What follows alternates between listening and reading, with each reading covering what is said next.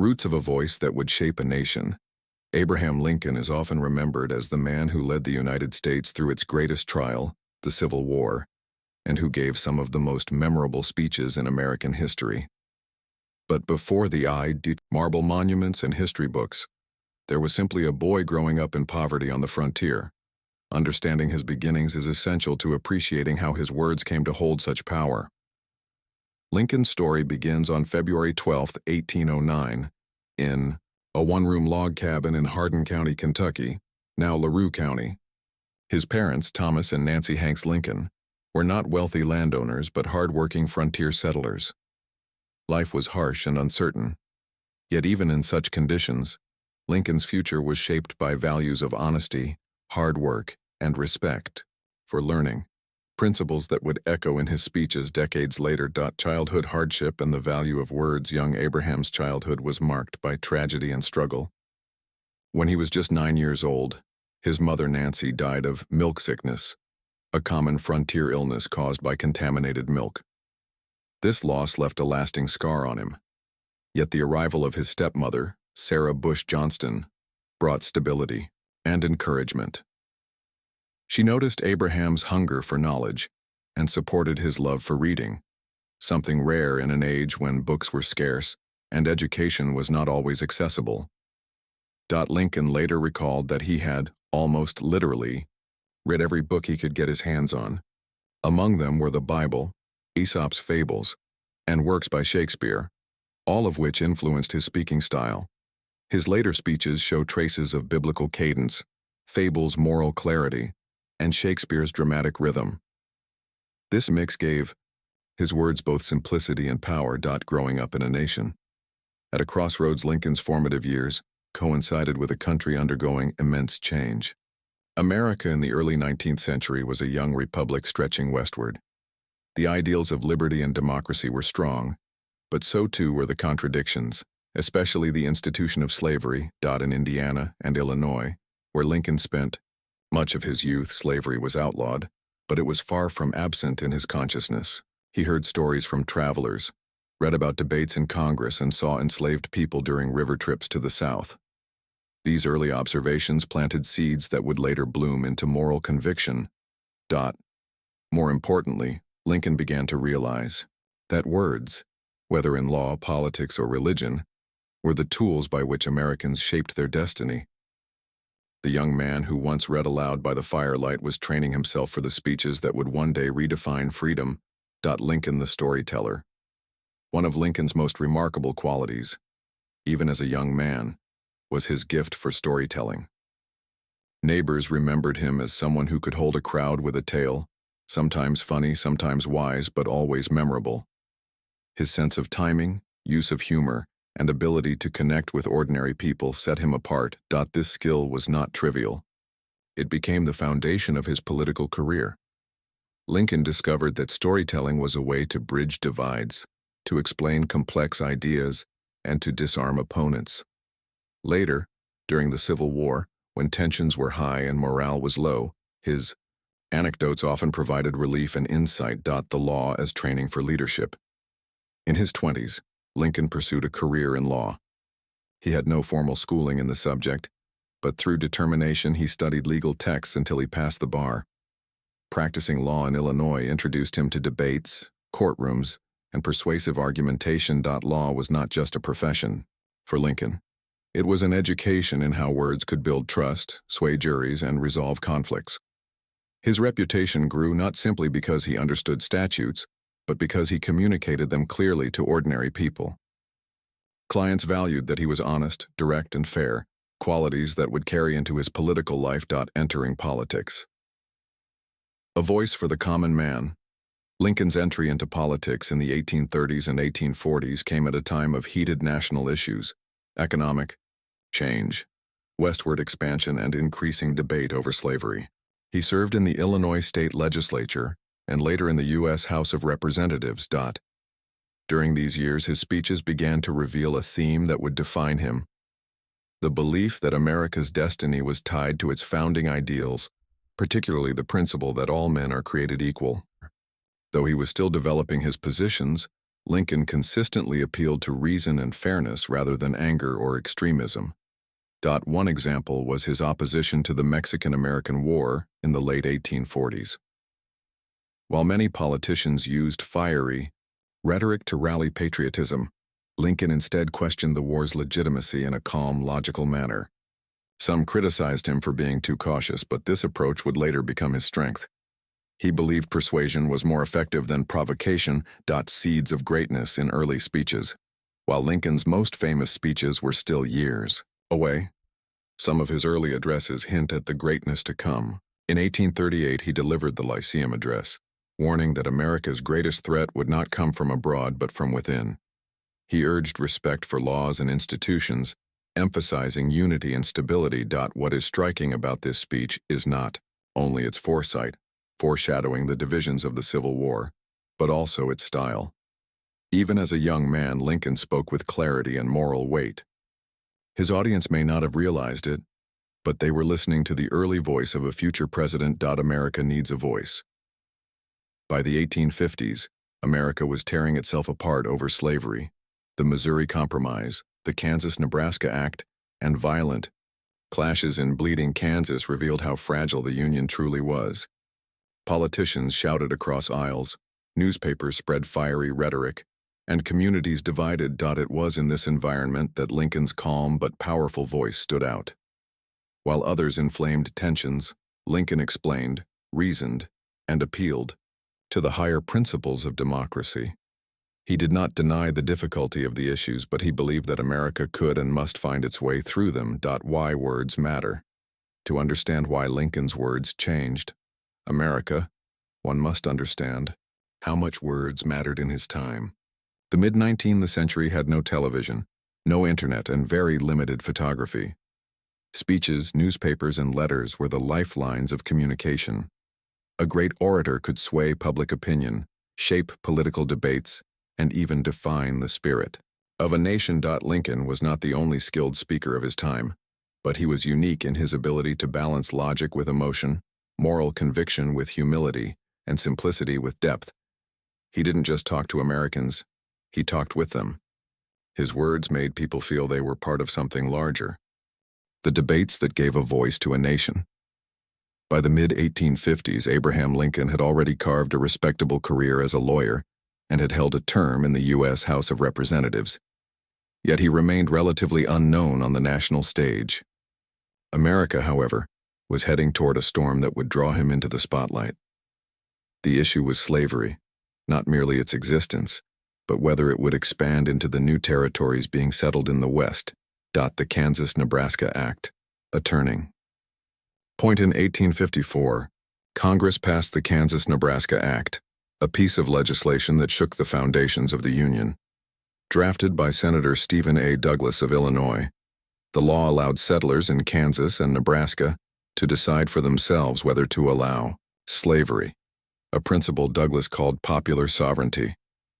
To many Americans, this seemed democratic. To Lincoln, it was a dangerous moral evasion.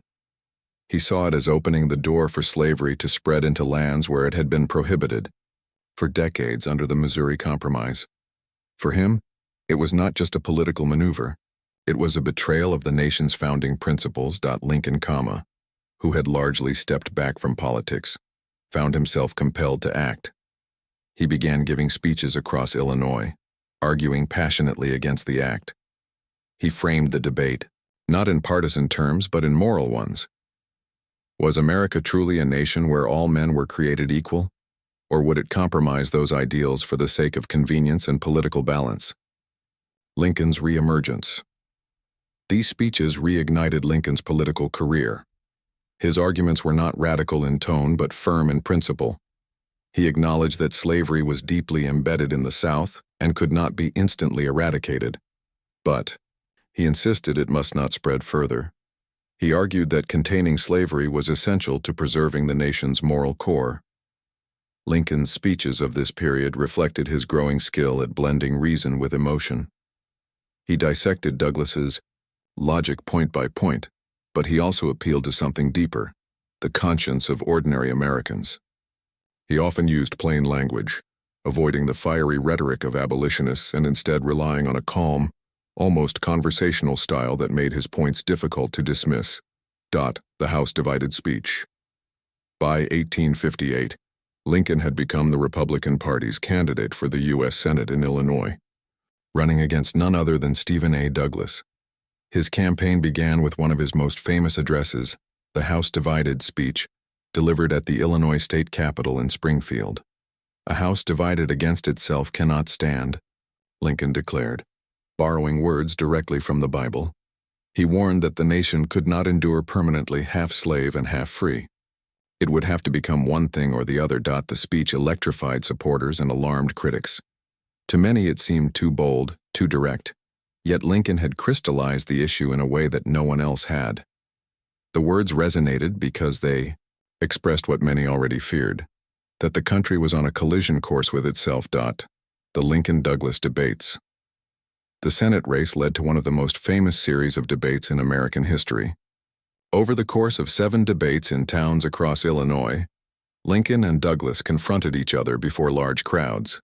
Newspapers spread their words across the nation, turning what might have been a local contest into a national event. Douglas, a seasoned politician and skilled orator, defended popular sovereignty as the most democratic solution.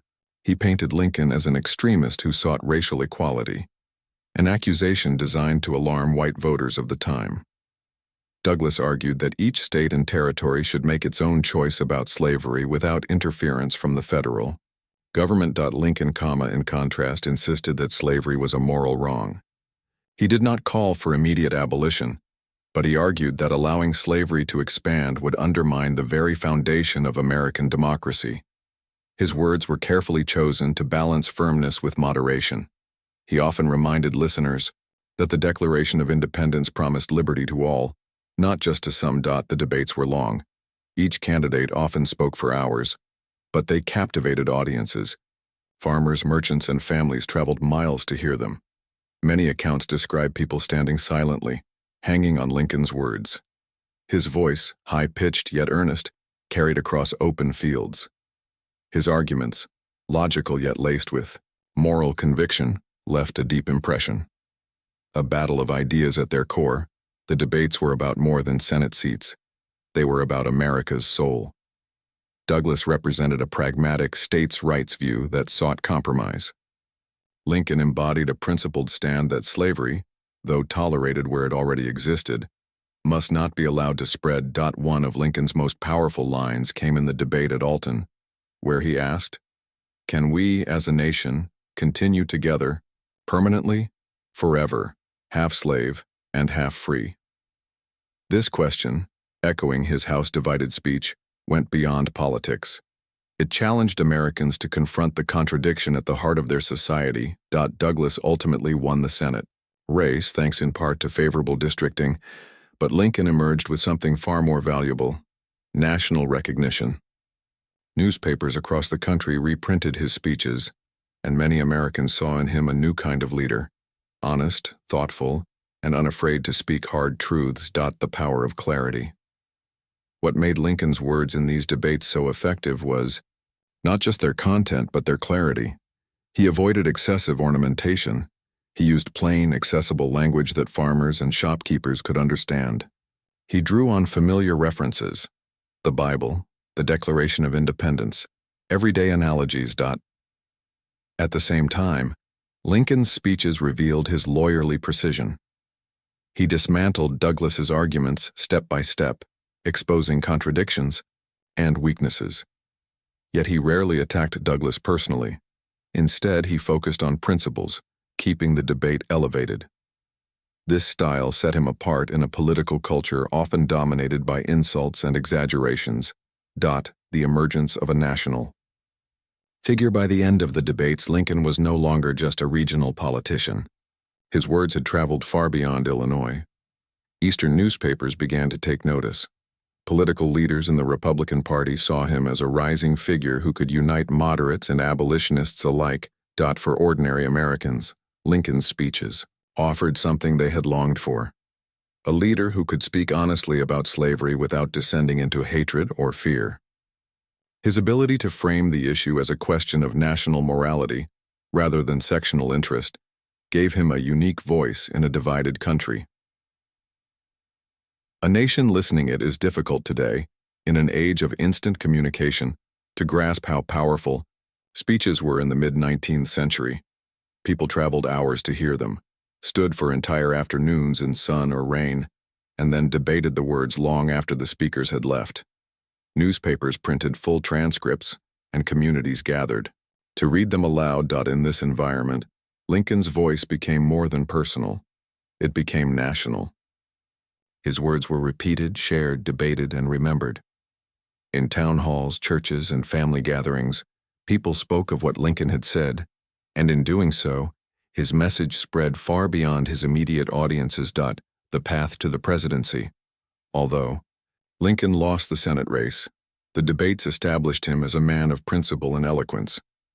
His ability to communicate complex issues with moral clarity set him apart from most of his contemporaries.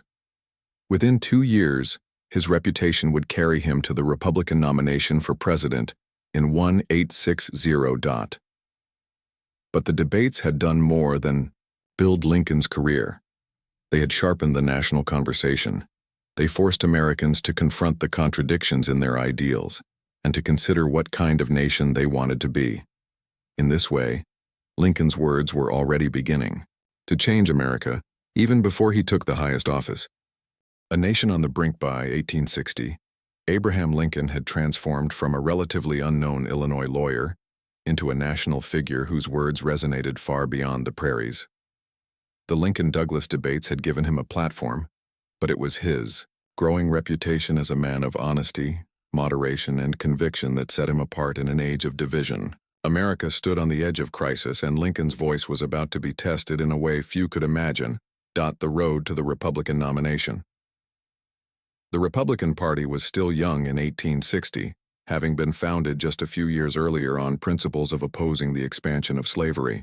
At its national convention in Chicago, seasoned names like William Seward of New York and Salmon P. Chase of Ohio were considered front-runners for the presidential nomination. Lincoln, by contrast, was viewed as a compromise candidate, less polarizing, less entrenched, but respected for his debating skill and moral clarity. What set Lincoln apart was not just his platform, but his image. He was known as Honest Abe, a man of humble origins who represented the possibilities of the American story. His supporters skillfully promoted him as someone who could appeal to both abolitionists and moderates, farmers and professionals. At the convention, after several rounds of balloting, Lincoln secured the nomination. For many Americans, especially in the South, this was a turning point. To them, Lincoln's opposition to the spread of slavery threatened their way of life. Even before the election was held, whispers of secession grew louder. The election of 1860. The presidential election that year was unlike any before it. The nation was fractured into 4 major camps: Lincoln's Republicans, Stephen A. Douglas's Northern Democrats, John C. Breckinridge's Southern Democrats, and John Bell's Constitutional Union Party. Each represented not just political differences but fundamentally different visions of America's future. Lincoln won the presidency, with strong support from the North but little to none from the South. He secured the Electoral College decisively, yet he received less than 40% of the popular vote. To many Southerners, his victory confirmed their fears. The federal government was slipping from their control, and slavery was in jeopardy. For Lincoln, the victory was bittersweet. He had reached the highest office in the land, yet even before he took the oath, the Union was unraveling. Secession and a nation divided in. December 1860, just weeks after Lincoln's election, South Carolina voted to secede from the Union. One by one, other Southern states followed: Mississippi, Florida, Alabama, Georgia, Louisiana, and Texas. By February 1861, they had formed the Confederate States of America, electing Jefferson Davis as president. Lincoln, still in Springfield, watched these developments with grave concern. He had not yet spoken publicly in detail about secession, but privately he knew that disunion was unacceptable. For him, the Union was not a mere agreement between states. It was a sacred bond that must be preserved. As his inauguration approached, Lincoln faced a dilemma: how to reassure the South that he would not abolish slavery where it already existed, while also affirming his commitment to prevent its expansion and preserve the Union. His words in this moment would matter more than ever. The journey to Washington in February 1861. Lincoln embarked on a train journey from Springfield to Washington, D.C. Along the way, he stopped in towns and cities to greet crowds, delivering brief remarks that revealed both his humility and his determination. One of the most poignant moments came as he left Springfield. Standing before friends and neighbors who had known him for decades, he admitted that the weight of the coming task was greater than any man could bear alone. With visible emotion, he asked them to pray for him as he took on the presidency. This farewell speech was simple, heartfelt, and deeply human. It showed Americans that their new president was not a distant figure, but a man who carried his responsibilities with humility and faith. The first inaugural address, on March 4, 1861, Lincoln stood on the steps of the U.S. Capitol to deliver his first inaugural address. The nation was divided, several states had already seceded, and the possibility of war hung heavy in the air. His task was to speak in a way that would calm fears, assert principles, and hold out hope for reconciliation. Lincoln began by affirming that he had no intention to interfere with slavery where it already existed. "I have no purpose, directly or indirectly, to interfere with the institution of slavery in the states where it exists," he declared, hoping to reassure the South. Yet he made clear that secession was unlawful and that the Union was perpetual. The address was carefully balanced. Lincoln appealed to logic, explaining that secession was legally and practically impossible. He appealed to patriotism, reminding Americans of the nation's shared history and sacrifices. And he appealed to emotion, pleading for unity. Perhaps the most memorable words came near the end. "We are not enemies but friends. We must not be enemies. Though passion may have strained, it must not break our bonds of affection. The mystic chords of memory will yet swell the chorus of the Union, when again touched, as surely they will be, by the better angels of our nature." These words, soft yet powerful, captured the essence of Lincoln's leadership. He did not demonize the South. He sought to remind Americans of their shared humanity. He invoked not threats, but hope, not division, but reconciliation. The reactions to the inaugural address were mixed. Many Northerners praised Lincoln for his measured tone, while Southern leaders dismissed his words as insufficient. For secessionists, the time for reconciliation had already passed. Still, Lincoln's address set the tone for his presidency, firm in principle, but always seeking to heal rather than inflame. The power of this speech lay in its restraint.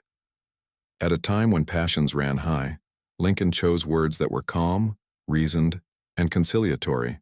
He understood that leadership was not only about declaring positions, but about shaping the emotional landscape of a nation in crisis. The tension builds. Despite Lincoln's efforts, the divide deepened. Confederate forces seized federal forts, arsenals, and courthouses in the South. In Washington, rumors of assassination plots circulated, and security was tightened around the new president. Lincoln continued to speak carefully, avoiding rhetoric that might provoke violence, but he also stood firm. He believed that yielding to secession would destroy the very idea of a democratic republic. If states could leave whenever they disagreed, then the Union was meaningless. The power of anticipation. In the months between his election and the outbreak of war, Lincoln's words carried unusual weight. Americans on both sides scrutinized every statement, searching for signals of his intentions. His inaugural address, his brief remarks during the train journey, even his private letters, all became part of a national conversation about the future. In this environment, Lincoln's voice became a kind of compass. For Northerners, it offered reassurance that the Union would be preserved. For Southerners, it signaled that while Lincoln sought peace, he would not surrender the core principles of the Republic. Toward the breaking point. By April 1861, the fragile peace was about to collapse. At Fort Sumter in Charleston Harbor, Confederate forces demanded the surrender of a U.S. garrison. Lincoln faced a defining choice: to abandon the fort and legitimize secession, or to hold firm and risk war. As he weighed the options, Lincoln returned again to the power of words. His public statements emphasized that he sought no conflict, that the Union desired only peace. Yet privately, he knew that yielding would mean the end of the experiment in self-government. The stage was set. Soon, the words of Lincoln's first months in office would give way to the reality of cannon fire and war. But even as the nation braced for conflict, it was his calm, reasoned, and hopeful language that gave Americans a sense of direction in the storm. A president in wartime. The fragile peace of Lincoln's first weeks in office could not last. The nation that had once been bound by shared ideals was breaking apart, and Lincoln found himself at the helm of a government facing its gravest crisis. His challenge was not only to command armies, but to shape the spirit of the Union through words that could inspire unity, courage, and endurance. The spark. At Fort Sumter in April 1861, tension turned into confrontation at Fort Sumter, a Union stronghold in Charleston Harbor. Confederate forces demanded its surrender, and when Lincoln refused to abandon it, Southern guns opened fire on April 12th. The bombardment lasted 34 hours, and though there were no casualties from the fighting itself, the event electrified the nation. For Lincoln, the attack was decisive. It allowed him to frame the conflict not as a war of Northern aggression, but as a defense of the Union. On April 15th, he issued a proclamation calling for 75,000 volunteers to put down the rebellion. His words were clear, firm, and resolute. The laws of the United States have been, for some time past, and now are opposed. Combinations too powerful to be suppressed by the ordinary course of judicial proceedings. I therefore call forth the militia of the several states to suppress said combinations and to cause the laws to be duly executed. This proclamation was more than a call to arms. It was a statement of purpose. Lincoln framed the conflict as a matter of law and order, not conquest. His careful wording reassured Northerners that they were defending democracy itself, not seeking to destroy the South. The Northern response. The reaction in the North was immediate. Enthusiasm surged as men rushed to enlist, and communities rallied behind the flag. Newspapers published Lincoln's proclamation widely, and his words gave clarity to a moment of uncertainty. He had not declared war. He had called on citizens to preserve the nation. Yet not all responses were positive. Border states with divided loyalties hesitated, and some Northerners questioned the wisdom of military action. Lincoln understood that in this fragile moment, language mattered as much as muskets. His statements were measured, avoiding rhetoric that might alienate Unionist Southerners or wavering states like Kentucky and Missouri. Holding the border states. One of Lincoln's earliest and most delicate tasks was keeping the border states, slaveholding, states that had not yet seceded, within the Union. Kentucky, Missouri, Maryland, and Delaware were crucial geographically and strategically. If they joined the Confederacy, the Union's position would be severely weakened. Lincoln knew that fiery language about abolishing slavery could push these states away. Instead, his early speeches and proclamations emphasized preserving the Union rather than ending slavery. This was not weakness but strategy.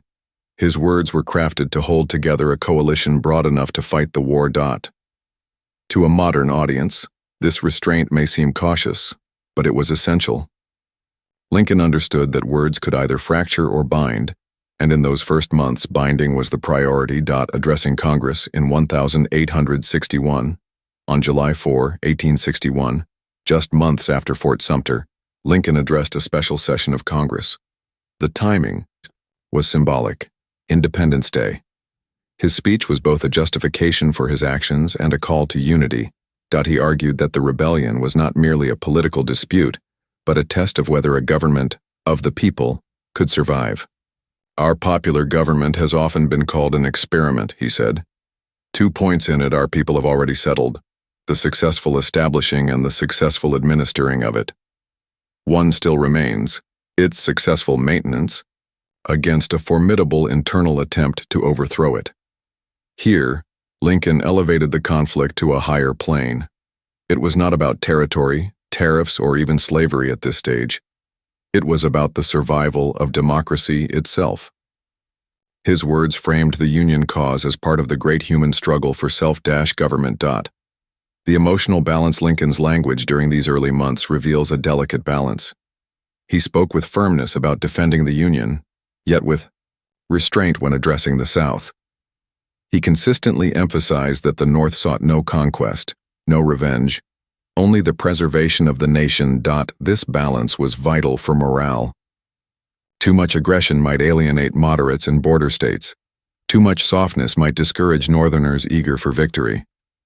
His words walked a careful line, offering both resolve and reassurance. Letters to families and soldiers beyond public speeches. Lincoln often used private letters to shape the national mood. Families of soldiers grieving for loved ones lost in early battles sometimes received personal notes from the president. His words were tender, empathetic, and deeply human. One example, though later in the war, illustrates his style. To a mother who had lost several sons in battle, he wrote, "I pray that our Heavenly Father may assuage the anguish of your bereavement and leave you only the cherished memory of the loved and lost." Such words, though private, became part of his broader legacy. They revealed a leader who not only commanded armies but also felt the pain of his people. The strain of defeat. The first major clash of the war, the Battle of Bull Run in July 1861, ended in a shocking defeat for the Union. Northern hopes for a quick victory evaporated. Lincoln, however, did not lash out or retreat. Instead, he urged patience and perseverance. His words to Congress and to the public emphasized that the struggle would be long but necessary. This ability to acknowledge hardship without surrendering hope became a hallmark of his wartime rhetoric. He did not deny reality, but he always pointed toward the greater purpose. For citizens facing loss and uncertainty, his calm tone offered reassurance. Speaking to the heart of the people as the months wore on, Lincoln's role as communicator-in-chief became as important as his role as commander. The war was fought not only on battlefields but in the hearts of ordinary Americans. Every speech, proclamation, and letter shaped how people understood the conflict. In towns across the North, citizens gathered to read his words aloud from newspapers. Sermons in churches echoed his themes of sacrifice and unity. Soldiers carried clippings of his speeches in their pockets.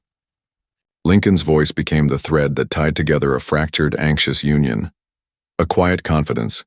Even when he faced criticism, and there was plenty, Lincoln rarely responded with anger. Editors accused him of weakness, generals doubted his military knowledge, and politicians second-guessed his decisions. Yet his public words remained steady, calm, and forward-looking. This quiet confidence was itself a kind of rhetoric. By refusing to be drawn into bitterness, Lincoln showed Americans that their leader was stable in a time of chaos. His example reminded people that leadership was not about shouting the loudest, but about guiding with conviction and dignity. The emerging theme of freedom. Though Lincoln's early words focused on preserving the Union, a deeper theme was beginning to emerge.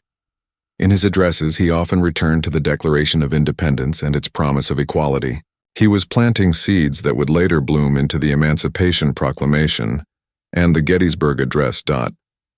Even in 1861, he hinted that the struggle was not only about the Union's survival, but about its soul. Could a nation founded on liberty continue to tolerate slavery? His early restraint was strategic, but beneath it lay a growing recognition that freedom and union were inseparable.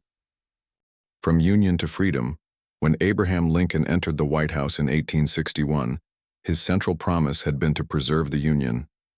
He reassured the South that he would not interfere with slavery where it already existed. Yet as the Civil War unfolded, the realities of conflict forced him to confront slavery not only as a political issue, but as the very heart of the war. His words during this period began to shift in tone and meaning, guiding the country toward a broader purpose. Freedom itself, slavery. At the edges of the war in the early months of the war, slavery seemed to complicate every decision. Enslaved people fled plantations and sought refuge with Union forces. Generals on the ground, unsure of what to do, sometimes declared these men and women contraband of war, refusing to return them to their enslavers. The practice was controversial, but it revealed a growing truth. The war could not be separated from slavery. Lincoln faced enormous pressure. Radical abolitionists demanded immediate emancipation, while conservatives in border states warned that such a step would push them into secession. Lincoln's public words in 1861 and early 1862 reflected this tension. He insisted the Union's goal was preservation, yet he began to hint that slavery itself was weakening the Confederacy and strengthening the case for decisive action. Lincoln's measured language, Lincoln's approach to emancipation was cautious, not because he doubted slavery's immorality, but because he understood the fragile coalition holding the Union together. In letters, speeches, and proclamations, he carefully framed his words to keep border states loyal while preparing the North for a larger cause. In one letter to a Kentucky newspaper editor, he wrote, "My paramount object in this struggle is to save the Union, and is not either to save or to destroy slavery." Yet even in this letter he left room for change. He suggested that if freeing some enslaved people would help preserve the Union, he would do it. If freeing all would help, he would do that as well. His words revealed a practical path that also hinted at a moral evolution. The push toward emancipation. By 1862, it became increasingly clear that slavery was the backbone of the Confederate war effort. Enslaved labor built fortifications, produced food, and freed Southern men to fight. Union generals began urging Lincoln to strike at slavery directly. Meanwhile, enslaved people themselves took matters into their own hands, escaping to Union lines in growing numbers and forcing the government to respond. Congress passed laws allowing the military to confiscate enslaved people used for the war effort and banning slavery in Washington. D.C. public opinion in the North began shifting. Many ordinary citizens, initially motivated only by Union, started to see freedom as intertwined with victory. Lincoln's words began to reflect this change. He no longer spoke only of saving the Union, but of striking at the institution that had long divided it. Still, he waited for the right moment, knowing that a proclamation issued in weakness could be ignored or ridiculed. The preliminary proclamation. In the summer of 1862, after much deliberation, Lincoln drafted what would become the Emancipation Proclamation.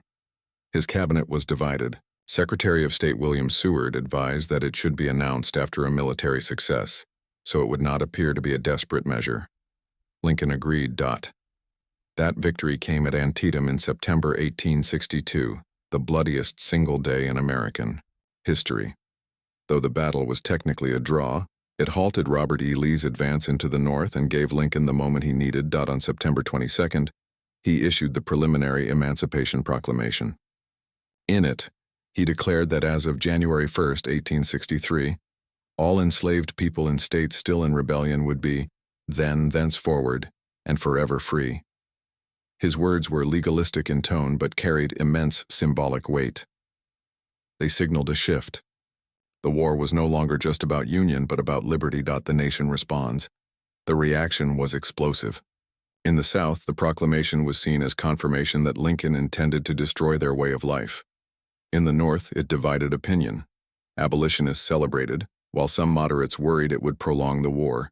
Soldiers expressed mixed feelings, but many began to see the fight in new moral terms. Lincoln himself framed the document with humility. He told visitors that he had made the decision after prayer and conviction, believing it was both militarily necessary and morally right. His words conveyed not triumph but solemn responsibility. The final proclamation. On January 1, 1863, Lincoln signed the Emancipation Proclamation. The words, printed in newspapers and read aloud in churches and public squares, declared freedom for millions. Though limited, it applied only to areas under Confederate control. It redefined the war and the nation's future. Lincoln's accompanying statement captured the gravity of the moment. "If my name ever goes into history, it will be for this act, and my whole soul is in it." His language was simple but deeply personal, revealing how much he invested in this decision. International impact. The proclamation also had global consequences.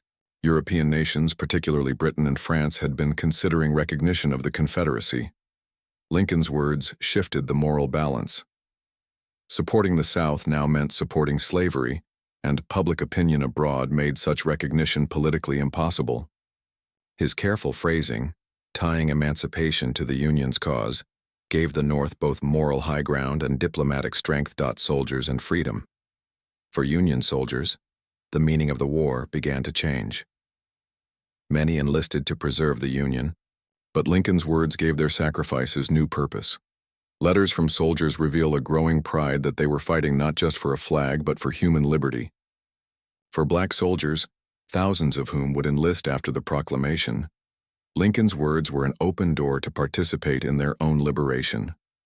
Lincoln's personal reflections. Privately, Lincoln spoke of the proclamation with a sense of destiny. He told his cabinet that he had made the decision because he believed it was right as a matter of principle. His faith in the moral arc of history, combined with his practical sense of timing, shaped the language he used. Unlike fiery abolitionist speeches, Lincoln's words were calm, deliberate, and legal in form, yet their very restraint gave them authority. They were not merely the cries of a reformer, but the declaration of a president, binding the nation to a new course. Freedom as the new foundation. After January 1, 1863, Lincoln's public addresses increasingly tied union and freedom together. He no longer separated the two causes. In speeches and letters, he reminded Americans that a nation conceived in liberty could not survive half slave and half free. His words prepared the ground for his later, more poetic expressions at Gettysburg and in his second inaugural address. By shifting the language of the war, Lincoln transformed its purpose. What began as a struggle to preserve the Union had become a crusade for human liberty. His words did not end slavery overnight, but they charted a path that would make its end inevitable. A nation redefined at Gettysburg. By the fall of 1863, the United States had endured more than 2 years of brutal civil war. Battles had scarred landscapes and families alike, and the Union was still fighting to prove that its cause was not in vain. Then came Gettysburg, a turning point in the war.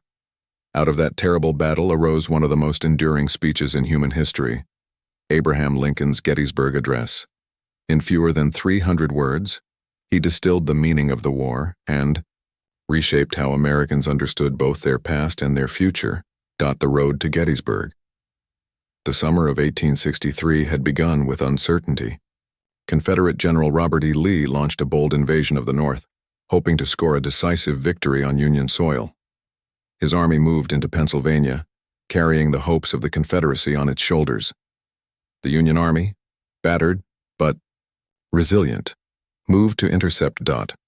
From July 1st to July 3rd, the two armies clashed in the rolling hills and ridges around Gettysburg.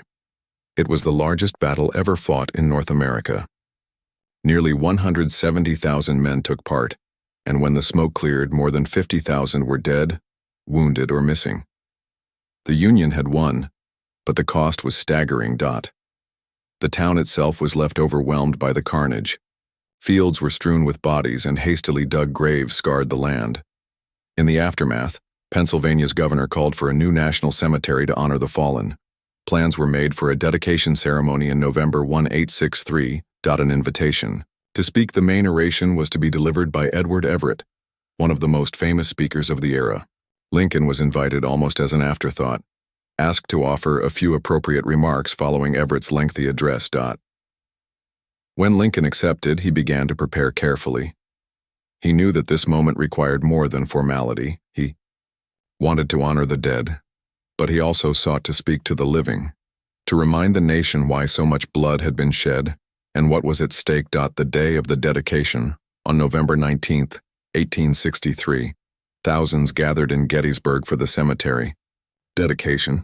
The air was crisp, and the crowd hushed as Everett delivered his 2-hour speech, a masterpiece of classical rhetoric filled with history, references, and polished flourishes. Yet when Lincoln rose to speak, the atmosphere shifted. He stood tall, but weary, his frame gaunt from the burdens of office. In his hand was a small sheet of paper containing only 272 words. He spoke slowly, his high, reedy voice carrying across the crowd. The speech lasted barely 2 minutes. The words that endured Lincoln began by reaching back to the nation's founding. 77 years ago, our fathers brought forth on this continent a new nation, conceived in liberty, and dedicated to the proposition that all men are created equal. In a single opening sentence, he reframed the war not merely as a fight for union, but as a test of the Declaration of Independence itself. The phrase, "all men are created equal," became the cornerstone of his argument. He then acknowledged the sacrifices made on that battlefield. We are met on a great battlefield of that war. We have come to dedicate a portion of that field. It is altogether fitting and proper that we should do this. But he quickly shifted from the physical act of dedication to a deeper meaning. The ground, he said, was already hallowed by the men who fought and died there. No words could add or subtract from their sacrifice. Instead, the living must take up the unfinished work. His closing lines transformed mourning into resolve. That this nation, under God, shall have a new birth of freedom, and that government of the people, by the people, for the people, shall not perish from the earth. With those words, Lincoln gave the war a new definition. It was not only about saving the Union, but about creating a freer, more democratic nation. Immediate reaction. The response to Lincoln's speech was mixed at first. Some newspapers criticized it as too brief or too plain, while others recognized its quiet power. Edward Everett himself wrote to Lincoln the next day saying, "I should be glad if I could flatter myself that I came as near to the central idea of the occasion in 2 hours as you did in 2 minutes." Over time, the Gettysburg Address came to be recognized as one of the greatest speeches in American history. Its brevity was its strength. In a few simple sentences, Lincoln captured the essence of democracy and the moral purpose of the war. The power of simplicity. One reason the speech endures is its simplicity. Lincoln avoided ornate language and classical references. Instead, he used plain words that anyone could understand. Of the people, by the people, for the people, became a phrase etched into the American conscience. This was deliberate. Lincoln knew that the Union's cause needed to reach not just politicians and scholars, but farmers, laborers, and soldiers. His words were meant to be remembered, repeated, and carried in the hearts of ordinary citizens. A new birth of freedom. Most revolutionary phrase in the address was, "a new birth of freedom."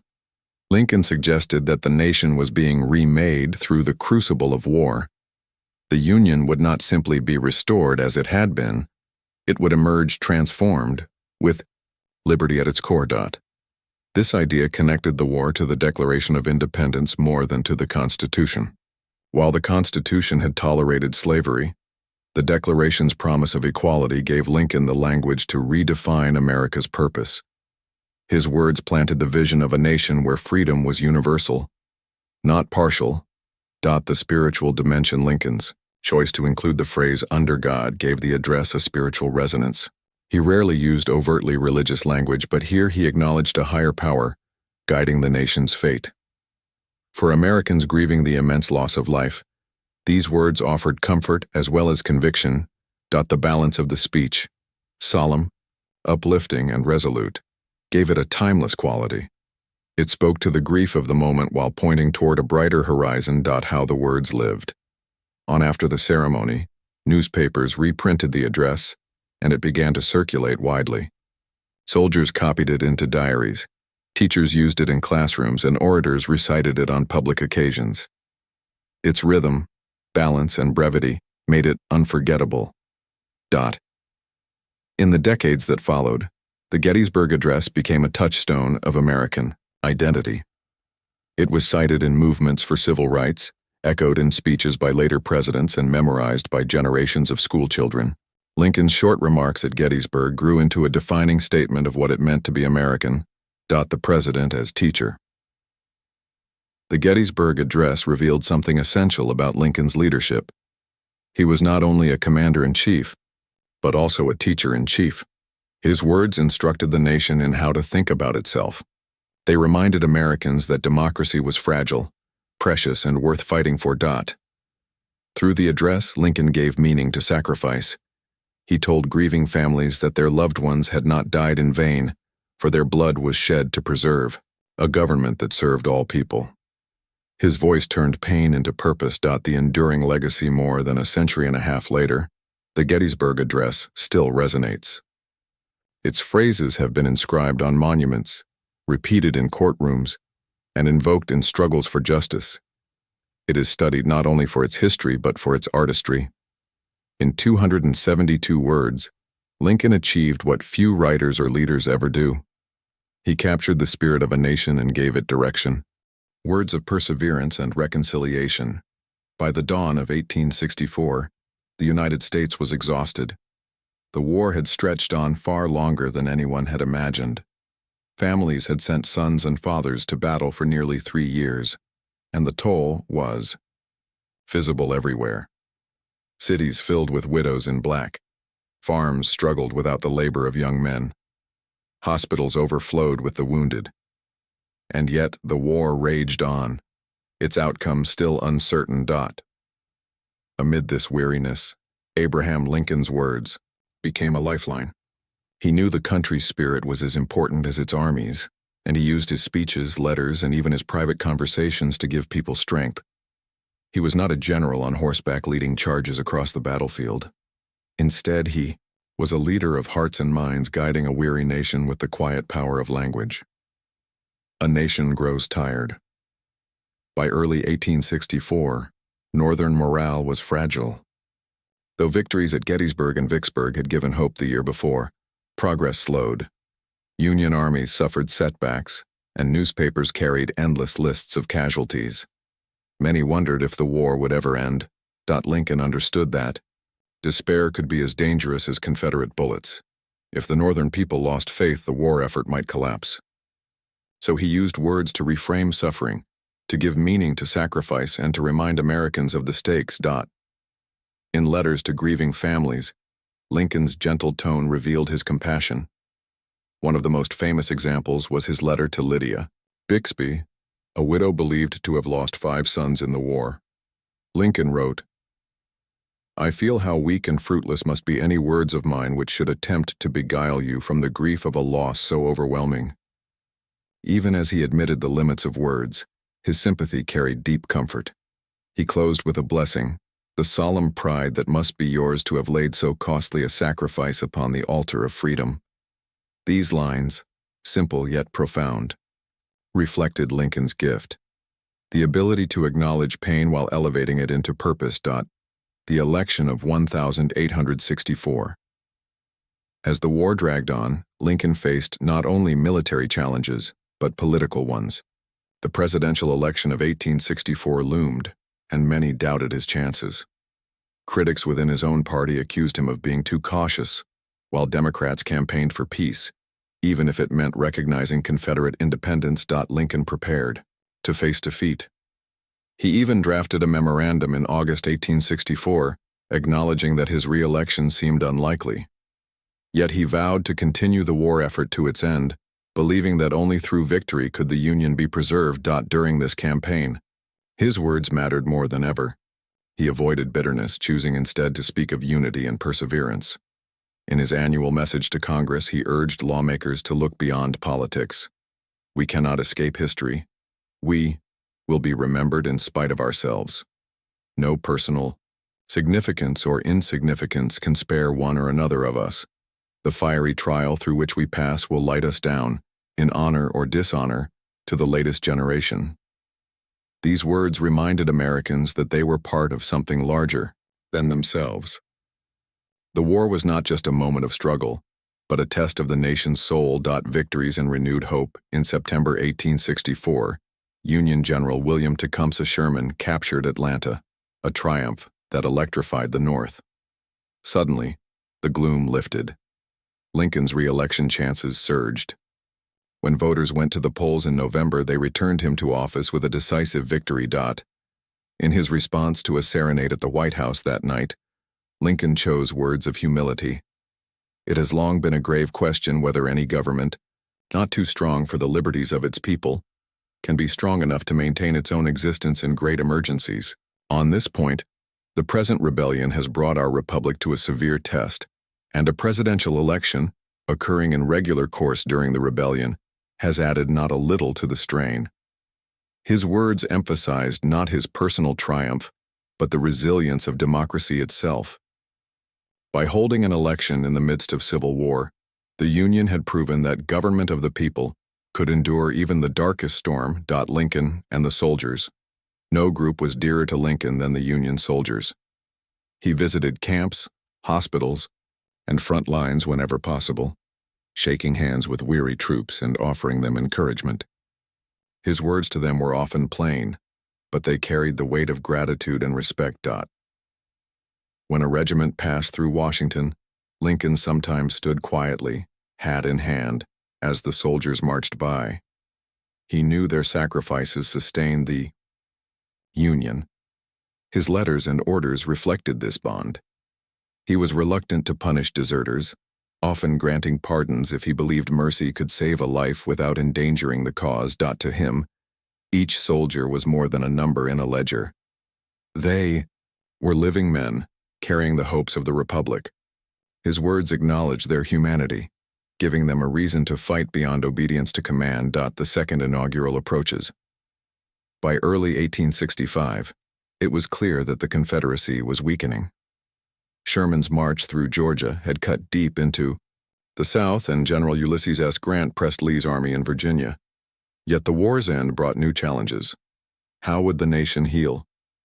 What would become of the defeated South? Lincoln's words began to turn from perseverance toward reconciliation. He spoke often of binding wounds rather than deepening divisions.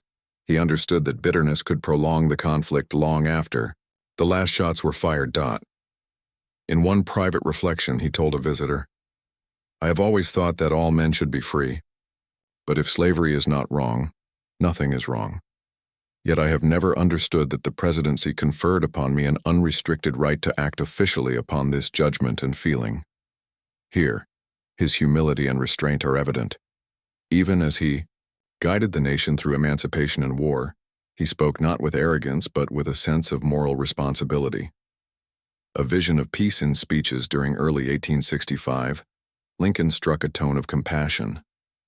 He urged Americans not to seek revenge on the South, but to look toward rebuilding the Union together. His language avoided triumphalism. Instead, he spoke of duty, forgiveness, and common humanity. One of his last public addresses captured this spirit.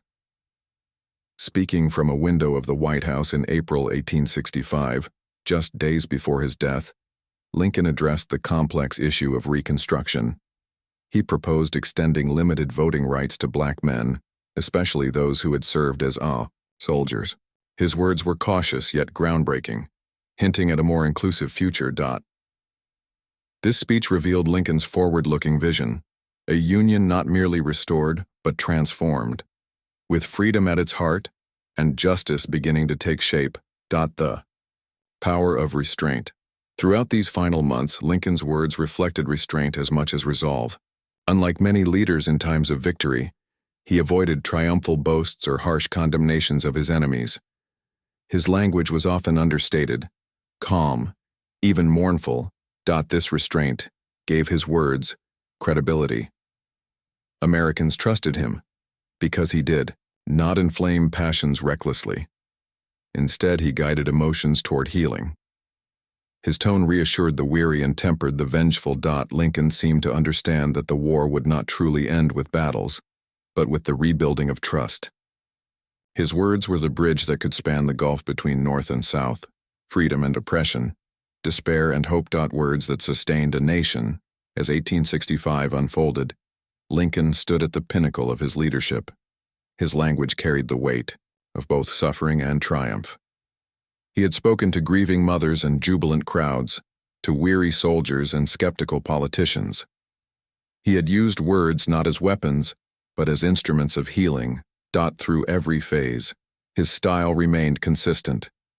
Plain, direct, and deeply human, he rarely used ornate language or excessive flourish. Instead, he spoke from the heart, allowing truth and conviction to shine through. This style was not weakness, but strength. In a time when the nation might have fractured beyond repair, his steady voice held it together. The second inaugural, a nation's moral reckoning. The winter of 1865 carried with it the weight of 4 years of struggle. The Civil War was nearing its end. Confederate forces were shrinking, Southern cities lay in ruins, and Union victory seemed inevitable. Yet for Abraham Lincoln, triumph was not a moment for celebration. Instead, as he prepared for his second inauguration, he chose words not of conquest, but of humility, sorrow, and hope. On March 4, 1865, thousands gathered at the U.S. Capitol to hear their president speak once again. The day was cold and damp, the skies heavy with gray. Soldiers lined the streets as crowds pressed close, their hearts filled with anticipation. What would Lincoln say to a nation so bloodied, so divided, and yet so close to healing? The setting of the address, the scene itself was striking. Behind Lincoln loomed the newly completed Capitol dome, a symbol of unity and endurance. For much of the war, the dome's construction had continued, even while resources were stretched thin. Many saw it as a metaphor for the Republic itself.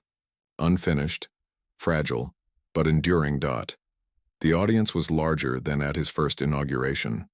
Soldiers, freedmen, politicians, and ordinary citizens gathered in a mingling of humanity that reflected the vast stakes of the war. Some in the crowd had lost loved ones. Others had come to celebrate Union victories. Many wondered what path lay ahead once the guns finally fell silent. Lincoln, now older and visibly worn by the burdens of office, stepped forward.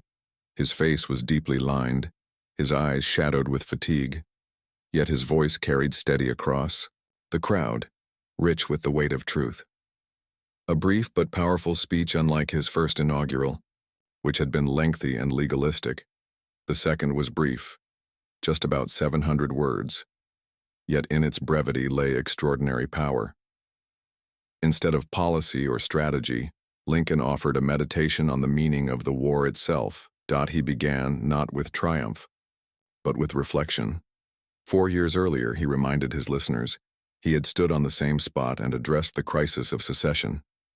At that time, all thoughts were anxiously directed to an impending civil war. Now, the war had come and nearly run its course. Lincoln noted the paradox. Neither side had wanted war, yet both had contributed to its coming. Both had prayed for victory, but their prayers could not be answered in the same way. His words refused to reduce the war to simple blame or glory. Instead, he elevated it into a profound moral struggle. Naming slavery as the cause. One of the boldest aspects of the speech was Lincoln's direct acknowledgement of slavery as the central cause of the war. All knew, he said, that this interest was somehow the cause of the war. For years, politicians had danced around the issue, framing the conflict in terms of states' rights or sectional rivalry. Lincoln, with quiet clarity, stripped away the pretense. His words left no doubt. The institution of slavery had brought the nation to this terrible reckoning. This honesty gave the speech its moral weight. By naming slavery as the root, Lincoln reminded Americans that their suffering was tied to a greater injustice. The war was not merely a clash of armies, but a divine judgment on the sin that had haunted the nation since its founding. A theological reflection, perhaps the most remarkable quality of the address, is its deeply theological tone. Lincoln, not known for overt displays of piety, wove scripture and spiritual reflection throughout. He observed that both sides read the same Bible and pray to the same God, and each invokes his aid against the other. These words were not bitter, but profoundly human. He reminded listeners that faith could be sincere, even when used to justify opposing causes. His tone was not one of mockery, but of humility, a recognition of the limits of human understanding. Then came a passage that continues to echo through history. The Almighty has his own purposes. Woe unto the world because of offenses, for it must needs be that offenses come, but woe to that man by whom the offense cometh. By quoting scripture, Lincoln framed the war as part of a larger moral order. Slavery, he suggested, was such an offense, and the war might be God's way of purging it from the nation. A terrible justice, Lincoln did not soften the possibility of divine justice. He told his audience that if God willed the war to continue until every drop of blood drawn with the lash shall be paid by another drawn with the sword, then still, the judgments of the Lord are true and righteous altogether. These words were stark, even unsettling. In them, Lincoln acknowledged the enormity of slavery's evil and the cost of justice. The war's suffering, he suggested, was not meaningless but might be the price of redemption. It was a sobering message for a people eager for peace. Yet it also offered a profound truth. The nation could not heal without recognizing the depth of its wound. The closing call to unity. After this solemn reflection, Lincoln turned to hope. His closing words, among the most famous in American history, became a guiding vision for reconciliation. With malice toward none, with charity for all, with firmness in the right as God gives us to see the right, let us strive on to finish the work we are in, to bind up the nation's wounds, to care for him who shall have borne the battle, and for his widow and his orphan, to do all which may achieve and cherish a just and a lasting peace among ourselves and with all nations. Here was the essence of Lincoln's leadership. He did not call for revenge against the South. He did not gloat over imminent victory. Instead, he urged forgiveness, compassion, and the hard work of healing. His words were both moral and practical, laying out a vision for reconstruction that sought not punishment but renewal. The audience reaction. The crowd that day listened in near silence. There was no roar of triumph, no wild applause. Many were struck by the solemnity of the speech. Reporters noted the unusual stillness, as if people sensed they were hearing something timeless. Some were puzzled by the religious tone, while others were moved to tears. Abolitionists praised Lincoln's courage in naming slavery as the cause. Critics admitted grudging respect for his humility and grace.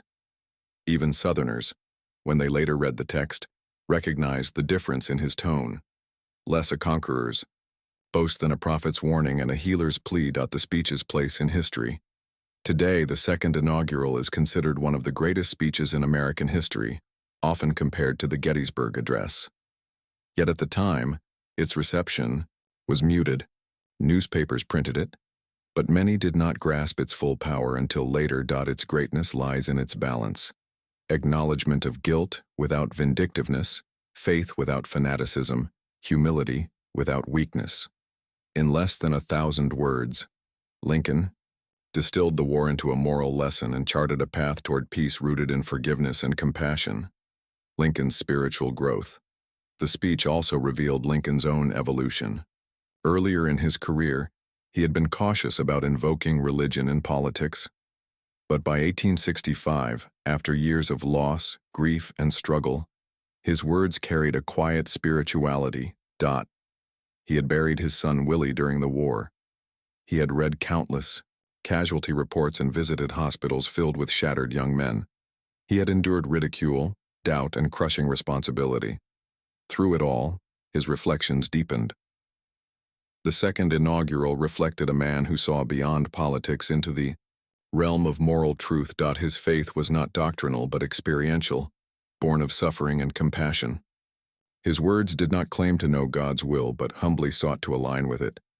A voice of healing for the nation, the second inaugural became a roadmap for the future. Its call for malice toward none and charity for all set the tone for what Lincoln hoped Reconstruction would be. Though his life would be cut short, these words continued to guide those who sought to heal rather than divide. They stand today as a testament to the power of language, not to inflame, but to heal, not to divide, but to unite. In a moment, when many expected calls for vengeance, Lincoln offered grace. His words, delivered under the gray skies of March 1865, remain among the most enduring gifts he gave to America. The last weeks, Lincoln's final words of hope. The spring of 1865 arrived with a fragile sense of anticipation. 4 years of brutal conflict had left the United States bloodied and weary. The Union armies were closing in on the Confederacy, and victory seemed only days away. Yet Abraham Lincoln, who had carried the nation through its darkest hours, chose not to bask in triumph. Instead, he turned his words toward reconciliation, renewal, and the immense work of peace that lay ahead. The fall of Richmond on April 2, 1865. Confederate defenses at Petersburg collapsed under General Ulysses S. Grant's relentless pressure. The following day, Jefferson Davis and his cabinet fled Richmond, the Confederate capital. Union troops marched into the city soon after, their blue uniforms a stunning sight in the heart of the Confederacy. The fall of Richmond was more than a military victory. It symbolized the end of a rebellion that had cost hundreds of thousands of lives. Fires raged through parts of the city as retreating Confederates destroyed supplies, leaving chaos in their wake. Civilians watched as Union soldiers, many of them formerly enslaved men now wearing the uniform of freedom, entered the city. On April 4th, Lincoln himself traveled to Richmond. His visit was brief but unforgettable. Dressed plainly, without fanfare or military escort, he walked the streets as crowds gathered. Freed people surged forward, some falling to their knees in gratitude. "Don't kneel to me," Lincoln told them gently. "That is not right. You must kneel only to God and thank Him." Those words captured the humility and humanity that had always marked his leadership. For the newly freed, Lincoln's presence was almost biblical. The tall, weary man who had signed the Emancipation Proclamation now standing among them, a living symbol of their liberation.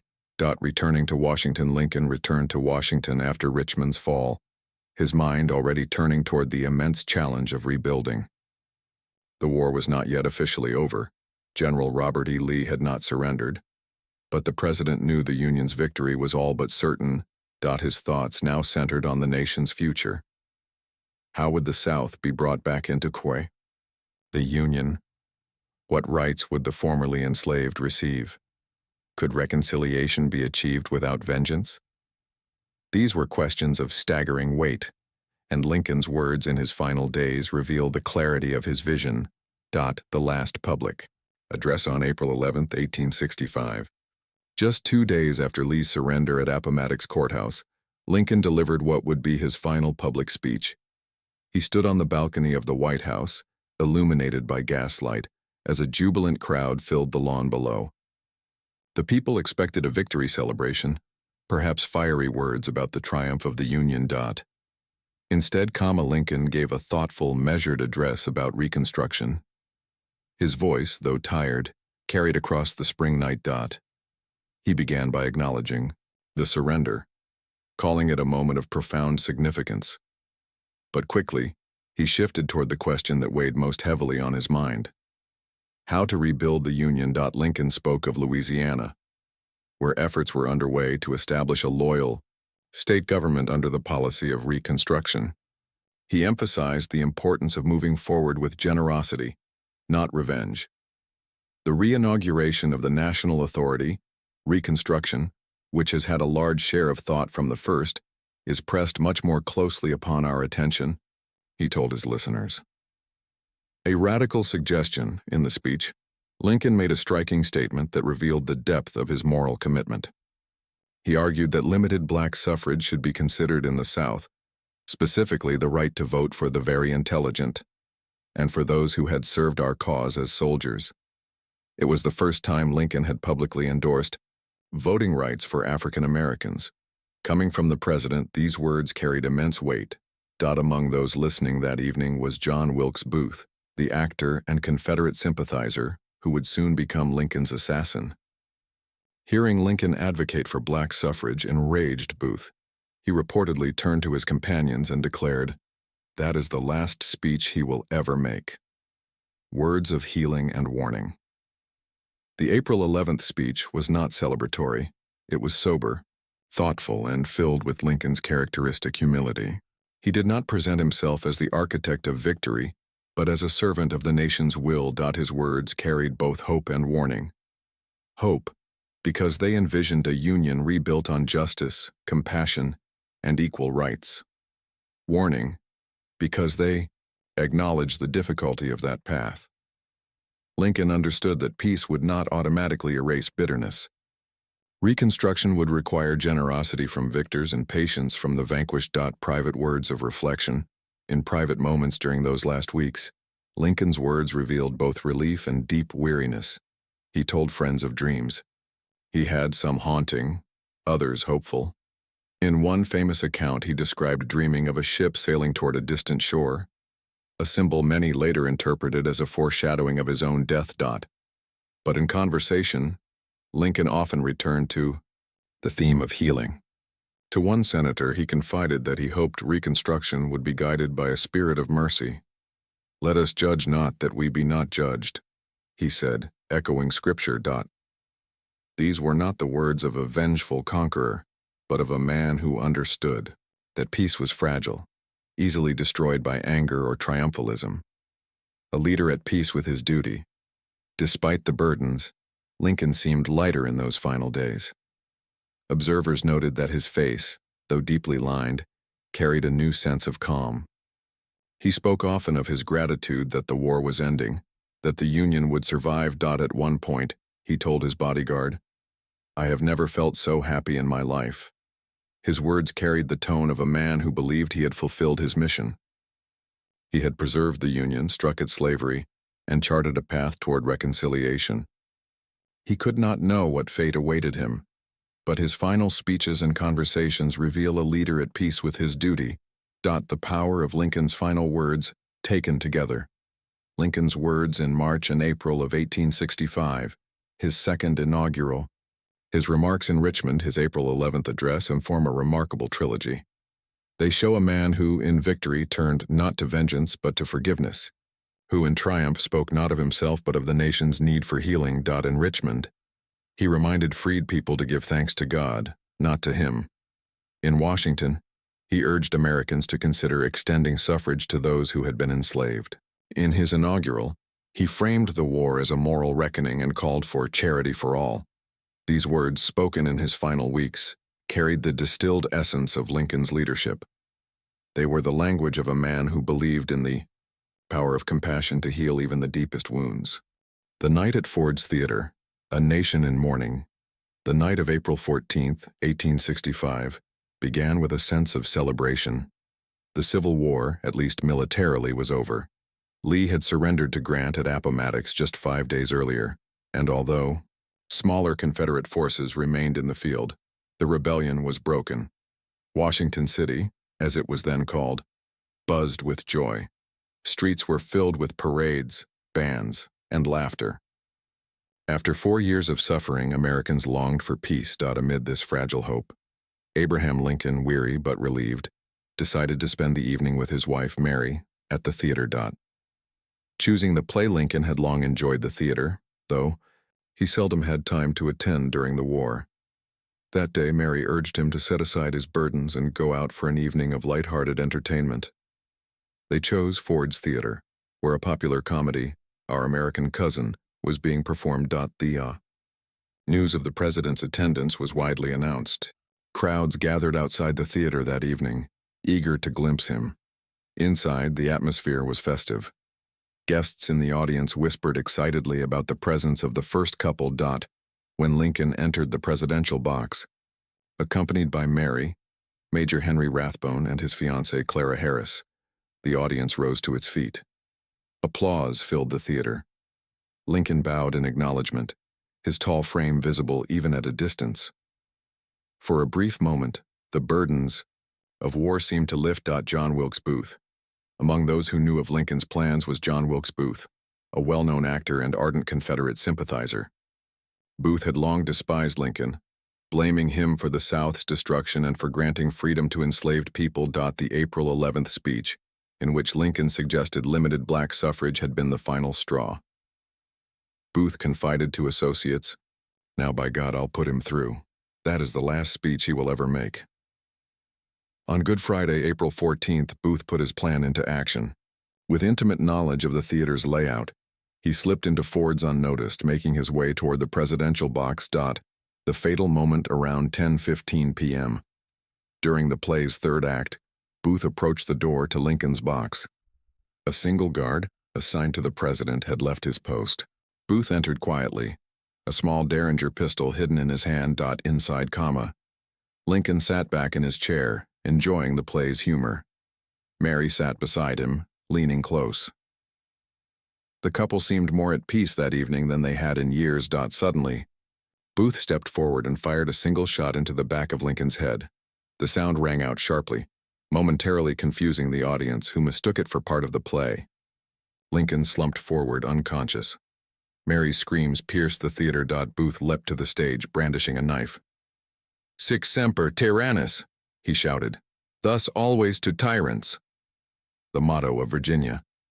With that, he escaped, through the wings, mounting a waiting horse and vanishing into the night. Chaos and desperation. The theater erupted in panic. Some thought the building was under attack. Others surged toward the president's box, desperate to help. Major Rathbone, wounded by Booth's knife during the attack, struggled to control the chaos. Doctors in the audience rushed forward. They found Lincoln unconscious, his breathing shallow. The wound was mortal. Unable to treat him properly in the theater, they decided to move him across the street to the home of William Peterson, a German tailor. Carried through the crowd. Lincoln was placed on a bed in a small back room of the Peterson house. The long night. For the next 9 hours, Lincoln lay dying as doctors, cabinet members, and family gathered around him. Mary, overcome with grief, wept at his side, often needing to be led away. Secretary of War Edwin Stanton assumed control of the situation, sending orders across the city and demanding reports of Booth's pursuit. As the night wore on, Lincoln's condition never improved. He remained unconscious, his breathing ragged. Those who watched described the room as heavy with sorrow. Clergymen prayed. Friends whispered in disbelief. Outside, crowds gathered silently in the street. Word had spread quickly. The president had been shot. Washington's joy turned to shock, then to mourning. The death of the president. At 7:22 a.m. on April 15, 1865, Abraham Lincoln drew his last breath. Stanton, who had remained vigilant through the night, looked at the lifeless body of the man he had served through war. His voice trembled as he spoke the words that would echo through history. "Now he belongs to the ages." With those words, Lincoln passed from man to myth. A nation weeps. News of the assassination spread rapidly across the United States. Bells tolled, cannons fired in mourning, and churches filled with grieving citizens. For many, Lincoln's death felt like a cruel theft at the very moment of triumph. Northern newspapers described the president as a martyr. Sermons likened him to Moses, who had led his people to the promised land, but did not live to enter it. Freedmen and freedwomen, upon hearing the news, wept openly in the streets. To them, the great emancipator was more than a president. He was the man whose signature had given them liberty. Even in parts of the South, there was mourning. Though many still despised him, others recognized that Lincoln's mercy might have been the South's best hope for leniency. His death, some realized, opened the door to harsher Reconstruction policies. Booth's escape and capture. Meanwhile, John Wilkes Booth fled south through Maryland, convinced he had struck a blow for the Confederacy. But his triumph quickly soured. The Confederacy was collapsing, and instead of being hailed as a hero, Booth found himself hunted as a criminal. For 12 days, he evaded capture, aided by sympathizers. Union troops finally cornered him in a Virginia barn on April 26th. When he refused to surrender, soldiers set the barn on fire. Booth was shot and died soon after. His final words a bitter reflection. Useless, useless. His violent act had failed. Rather than reviving the Confederacy, Booth had turned Lincoln into a martyr, giving his words and his vision a sacred weight they might never have carried in life alone. The funeral journey. Lincoln's body was carried back to the White House, then placed in the Capitol Rotunda, where thousands filed past in mourning. From there, his remains embarked on a funeral train that retraced the route he had taken to Washington in 1861. For 2 weeks, the train traveled through cities and towns, stopping for ceremonies that drew massive crowds. In Philadelphia, mourners, passed beneath Independence Hall, where the Declaration of Independence had been signed. In New York, a procession stretched for miles. In Springfield, Illinois, Lincoln was laid to rest on May 4, 1865, near the town where his journey had begun. Everywhere, the train stopped. People remembered Lincoln not only as the leader who saved the Union, but as the man whose words had given the nation new meaning. The power of words. After death in death, Lincoln's speeches became more than addresses. They became scripture to a grieving nation. The Gettysburg Address was recited at memorial services across the country. His second inaugural, especially the plea for malice toward none, charity for all, was invoked as the guiding principle for Reconstruction. People clung to his words because they seemed to offer direction in a time of uncertainty. They reminded Americans of the ideals for which the war had been fought and the moral vision that Lincoln had articulated. His death had silenced his voice, but his words spoke louder than ever. A martyr for freedom, in the years that followed, Lincoln's assassination transformed him into a symbol larger than life. To many, he became the nation's first true martyr for freedom and democracy. His simple, humble speeches were now treated with reverence, studied not only for their meaning, but for the spirit they embodied. For African Americans, Lincoln remained the liberator, the man who had struck the chains of slavery. For Union veterans, he was the commander who had given purpose to their sacrifices. For all Americans, he was the embodiment of the struggle to preserve democracy. The power of his words only deepened after his death. They carried the weight of sacrifice not only of soldiers but of the president himself.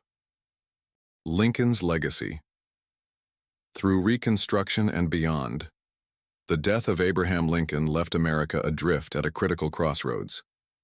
The Union had survived the storm of war, but the question remained: what kind of Union would emerge from the wreckage? Lincoln had offered a vision of reconciliation and healing, malice toward none with charity for all. Without him, that vision was left in the hands of others, many of whom lacked his balance of mercy and resolve. The broken promise of Reconstruction. In the months following Lincoln's assassination, President Andrew Johnson took the reins of Reconstruction. Johnson, a Southern Unionist, initially promised to punish Confederate leaders, but his policies quickly veered toward leniency. He pardoned thousands of ex-Confederates and allowed Southern states to reconstitute their governments with alarming speed. But these governments, run by men who had just fought to preserve slavery, began enacting black codes, laws that sought to control the freedom of newly emancipated African Americans. These codes restricted mobility, limited employment opportunities, and sought to reimpose social hierarchies that the war had supposedly ended. Lincoln's words, particularly the Emancipation Proclamation, and his insistence on liberty as the war's higher purpose, now hung in the air like a challenge. Had he lived, perhaps Reconstruction would have followed a different course. Many contemporaries wondered whether his gentle firmness might have kept the nation truer to the ideals for which so many had died. The 13th, 14th, and 15th Amendments. Even without Lincoln, the momentum of war and emancipation carried forward in law. The 13th Amendment, abolishing slavery, had passed Congress before his death and was ratified in December 1865. It permanently ended the institution he had so famously called a house divided. But freedom alone was not enough. Lawmakers pressed for greater protections. The 14th Amendment, 1868, guaranteed citizenship and equal protection under the law to all born in the United States, including formerly enslaved people. The 15th Amendment, 1870, prohibited racial discrimination in voting. Together, These three amendments, sometimes called the Second Founding, codified in law the very ideals Lincoln had expressed at Gettysburg, a new birth of freedom. His words had foreshadowed this transformation, even if he did not live to see it. Lincoln's shadow in Reconstruction. Debates congressmen, activists, and ordinary citizens constantly invoked Lincoln's memory during Reconstruction. For radical Republicans who sought to reshape the South and guarantee full rights to freed people, Lincoln's language of equality and liberty became a moral touchstone. Frederick Douglass, the great abolitionist who had known Lincoln personally, declared, Abraham Lincoln was the white man's president, but he was also emphatically the black man's president. Douglas acknowledged Lincoln's caution, but he also celebrated his steady march toward justice. Even those who resisted radical change claimed Lincoln's mantle. Some moderates argued that his policy of charity for all justified a softer Reconstruction. In this way, Lincoln's words became contested ground, each side shaping his memory to serve its agenda. The rise of resistance. While Reconstruction brought progress, it also unleashed violent resistance. Groups like the Ku Klux Klan emerged, determined to restore white supremacy through terror. Freed people who sought to vote, hold office, or own land often faced intimidation or worse. In these dark moments, Lincoln's words became a source of strength. Black communities recited the Emancipation Proclamation as though it were scripture. Churches and schools taught children the story of the great emancipator, instilling pride and resilience. His speeches served as a reminder that their freedom was not a gift but a birthright. The long erosion of Reconstruction. By the mid-1870s, Northern enthusiasm for Reconstruction waned. Economic crises, political corruption, and fatigue from a decade of turmoil weakened support for enforcing civil rights in the South. The Compromise of 1877, which resolved a disputed presidential election, effectively ended Reconstruction. Federal troops withdrew from the South, leaving freed people vulnerable to a resurgence of white supremacy. Lincoln's vision of a reunited nation had come true in one sense. The Union was preserved, but the deeper dream of equality remained incomplete. His words, however, endured as a promise deferred, waiting for future generations to claim Lincoln as a national symbol. As the 19th century wore on, Lincoln became more than a historical figure. He became a national symbol. His humble beginnings, his tragic death, and his eloquent words made him a unifying figure in a divided land. In literature and public memory, he was cast as the martyr president, a man who gave his life to redeem the nation. Writers compared him to Christ, noting the coincidence of his death on Good Friday. Poets like Walt Whitman immortalized him, with Whitman's "O Captain, My Captain," becoming one of the most recited laments in American culture. Lincoln's speeches were printed in schoolbooks, recited at patriotic ceremonies, and quoted by politicians of every persuasion. Whether one wanted to argue for reconciliation, expansion of liberty, or even cautious conservatism, Lincoln's words seemed to offer support. The Lincoln Memorial. By the early 20th century, the nation sought a grand monument to Lincoln's legacy. Completed in 1922, the Lincoln Memorial in Washington, D.C., became not only a tribute to the man, but also a stage upon which his words would continue to shape history. Inside the memorial, carved into stone, are two of his most powerful speeches: the Gettysburg Address and the Second Inaugural. Visitors who stand before his towering statue cannot help but be struck by the solemn weight of those words. They invite reflection not only on the past but on the unfinished work of the present. The memorial itself would become a sacred ground for the civil rights movement, a place where Lincoln's words were revived to demand justice in new contexts. Lincoln and the civil rights movement. In the 20th century, African American leaders invoked Lincoln repeatedly as they pushed for civil rights. They recognized that while Lincoln had freed the slaves, true equality had yet to be achieved. In 1963, on the centennial of the Emancipation Proclamation, Martin Luther King Jr. delivered his famous "I Have a Dream" speech from the steps of the Lincoln Memorial. King began by acknowledging Lincoln directly. 50 years ago, a great American, in whose symbolic shadow we stand today, signed the Emancipation Proclamation. King then echoed Lincoln's own rhetorical style. Speaking of promissory notes and unfulfilled promises, he framed the civil rights struggle as an effort to redeem the ideals Lincoln had articulated, but the nation had yet to fulfill. Once again, Lincoln's words changed America. This time, not through his own voice, but through the voices of those who carried his legacy forward. The global Lincoln's influence was not confined to the United States. Around the world, leaders and activists looked to him as a symbol of democracy and moral leadership. In South Africa, Anti-apartheid leaders invoked his struggle against slavery as they sought to dismantle racial oppression. In India, figures like Mahatma Gandhi drew inspiration from Lincoln's blend of humility and principle. Even in Europe, where monarchies still reigned, Lincoln became a model of republican virtue.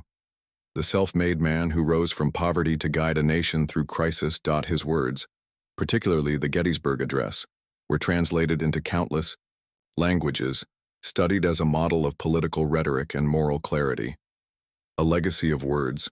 The most remarkable feature of Lincoln's legacy is how powerfully it rests upon his words. Unlike other great leaders, he left no sweeping military conquests or monumental works of policy beyond the Emancipation Proclamation. Instead, his speeches, letters, and proclamations have carried his memory across generations. They endure because they speak to universal truths: the dignity of human life, the necessity of unity, the power of democracy, and the hope of renewal. In times of crisis, Americans have repeatedly returned to his words for guidance. During the Great Depression, Franklin Roosevelt quoted Lincoln to rally hope. During World War II, Winston Churchill invoked Lincoln's vision of liberty to inspire resistance against tyranny.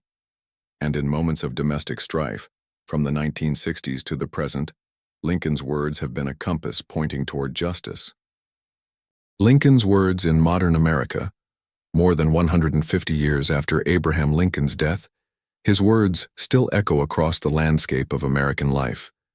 They are engraved in marble, quoted in classrooms, invoked in political debates, and whispered in moments of personal reflection. Though the world has changed beyond recognition since his presidency, Lincoln's voice continues to resonate, not as a relic of the past, but as a living force in the present. The Gettysburg Address in modern classrooms. Every year, school children across the United States encounter the Gettysburg Address. Some memorize it, reciting those famous 272 words with trembling voices.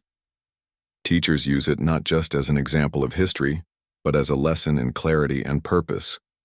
In classrooms, Lincoln's call for a new birth of freedom becomes a gateway into larger conversations. What does freedom mean today? How is democracy tested in our time? Why must government remain of the people, by the people, for the people?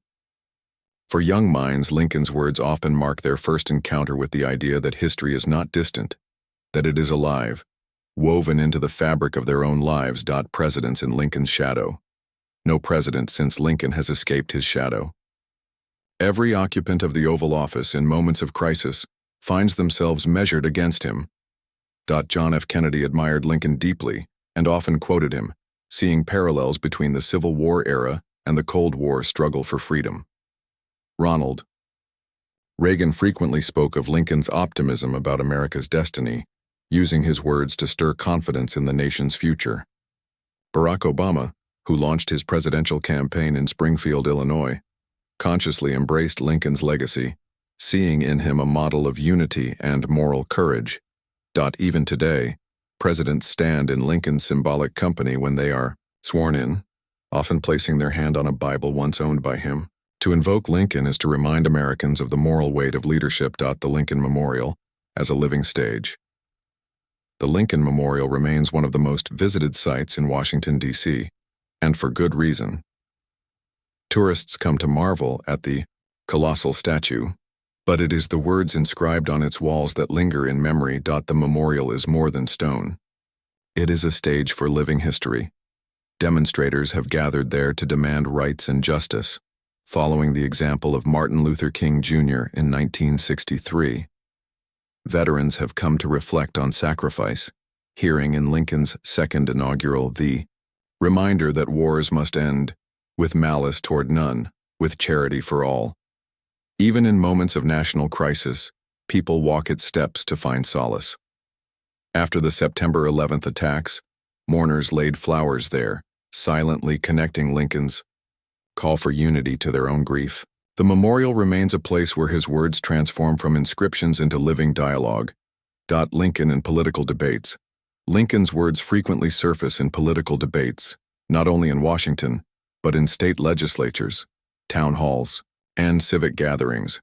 His phrases are often repurposed to support contemporary causes, from voting rights to foreign policy. When leaders argue about equality, they invoke Lincoln's belief that the Declaration of Independence applied to all. When they debate war and peace, they cite his insistence that conflict must serve a higher moral purpose.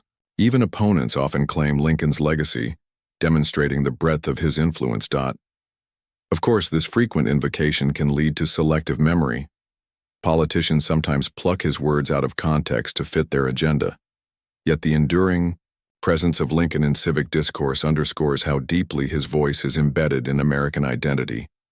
Lincoln in popular culture. Beyond politics, Lincoln has become a figure in popular culture, appearing in films, novels, television, and even comic books. He has been portrayed by actors in both serious dramas and lighthearted parodies. Movies like Lincoln, 2012, by Steven Spielberg introduced his words and dilemmas to a new generation, blending history with storytelling. Documentaries regularly revisit his speeches, framing them in modern light. Even casual references, from advertisements to late-night comedy, remind audiences that Lincoln's image and voice are part of the national vocabulary. While popular culture sometimes simplifies him, it also ensures his accessibility. For many Americans, their first impression of Lincoln may come not from a history textbook, but from a film or television portrayal. These retellings, however imperfect, keep his words circulating in everyday life. The ongoing struggle for equality. Lincoln's promise of equality remains unfinished, and his words continue to inspire those who push for justice. In debates over racial inequality, immigration, voting rights, and civil liberties, activists frequently cite Lincoln's insistence that America live up to its founding ideals. His statement that the nation could not survive half slave and half free continues to resonate whenever society faces division over rights and freedoms. His words remind Americans that unity cannot come at the expense of justice, that the two must advance together. Modern movements for justice often hold signs with Lincoln's quotations, linking their struggles to his enduring vision. His words are not frozen in the 19th century. They are alive in chants, speeches, and slogans of today. Lincoln in personal reflection. It is not only leaders and movements that turn to Lincoln. Ordinary people often find comfort in his words during personal trials. A soldier returning from deployment may read the Gettysburg Address and feel connected to generations of sacrifice. A family facing hardship may find solace in Lincoln's belief in resilience. A student encountering prejudice may draw strength from his vision of equality. Because Lincoln's words emerged from his own struggles with failure, loss, and grief, they carry a human warmth that transcends politics. They remind people that endurance and hope are possible even in the darkest hours. The timelessness of Lincoln's language. Why do Lincoln's words endure when so many others fade? Perhaps it is because they are both specific and universal. They address the crisis of his time, yet they speak to enduring truths. When Lincoln declared that all men are created equal, he was not only addressing slavery, he was affirming a principle that continues to guide debates about justice. When he urged reconciliation, he was not only mending the wounds of war, he was modeling how a divided society might heal. His words are also musical in their simplicity. Short sentences, plain language, biblical rhythms, these qualities make them easy to remember and powerful to repeat. They belong not only to history but to the living tradition of speech and song. Lincoln in a digital age. Even in the 21st century, Lincoln's voice finds new forms of expression. His speeches are shared on social media, quoted in viral posts, and remixed into podcasts and video essays. Educators use digital platforms to bring his words to students across the country. In a time of rapid change, when attention spans are fleeting, the enduring popularity of Lincoln's speeches demonstrates their rare power. Even 280 characters on Twitter can carry the weight of a line like, "Government of the people, by the people, for the people." In this digital age, Lincoln continues to speak, not from podiums or parchment, but through screens and speakers, reminding Americans that wisdom does not fade with technology. A living voice for the future. As America continues to wrestle with its identity, Lincoln's words remain a guiding star. They are not final answers but enduring questions. What does freedom mean? How can democracy endure? How should a divided people come together?